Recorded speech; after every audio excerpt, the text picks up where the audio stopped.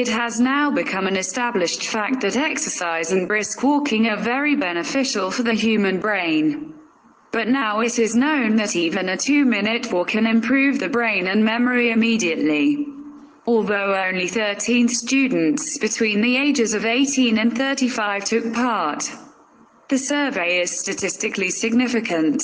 On the other hand, experts have closely examined 13 investigations in other parts of the world. Previous research has shown that exercise and running increase the production of a protein in the brain called the brain-driven neurotrophic factor.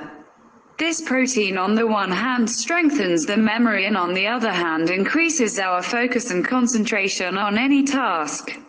But now experts say they have found that just 2 minutes of cycling, running or brisk walking is good for the brain. In this regard, experts from 2 Swedish universities, Jönköping and Linköping University, have studied over a dozen people, but also reviewed about 13 global studies. When participants were asked to run or cycle for a few minutes, 15 unrelated words were tested within an hour.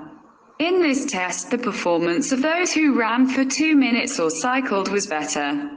This shows that even a short period of physical exercise shows its positive effects within an hour.